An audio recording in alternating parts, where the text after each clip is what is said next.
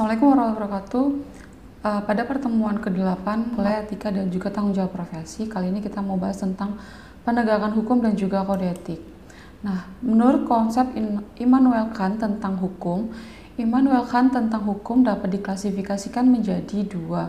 Yang pertama adalah hukum kodrat, di mana norma yang ditetapkan oleh Tuhan, dan yang kedua adalah hukum positif, suatu norma yang menjadi buatan manusia. Nah, hukum positif menurut Immanuel Kant adalah norma buatan manusia yang disebut sebagai undang-undang.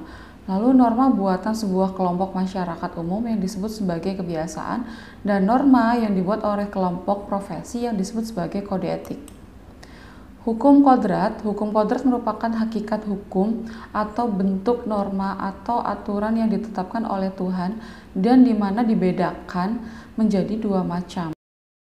Adalah hukum kodrat seadanya atau Wells Design, yaitu merupakan gejala alam yang bersifat konkret, misalkan air mengalir bumi mengelilingi matahari.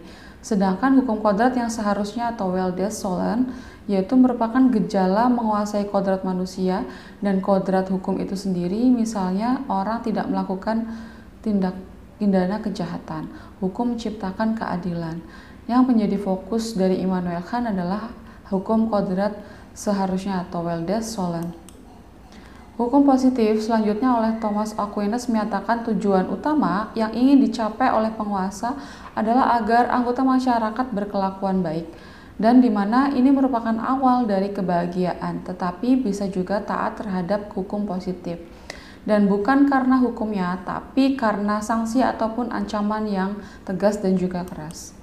Nah, perbuatan manusia itu sendiri apabila dikaitkan dengan hukum positif dan perbuatan manusia itu sendiri, maka sesuai dengan tujuan dari hukum positif itu sendiri, di mana menjadi tiga hal.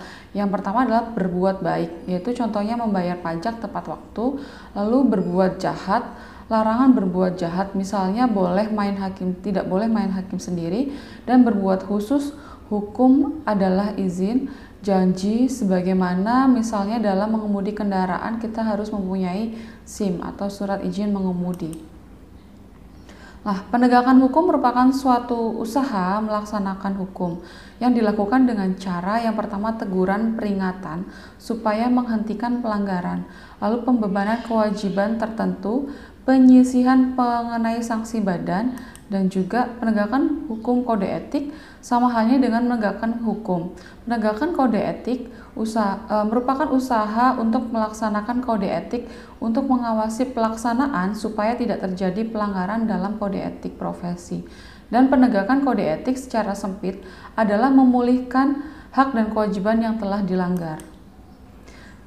Nah, tugas dari pertemuan hari ini adalah berikan opini terkait dengan bagaimana penegakan hukum kode etik yang ada di Indonesia, baik kode etik advokat, hakim, maupun notaris. Terima kasih. Wassalamualaikum warahmatullahi wabarakatuh.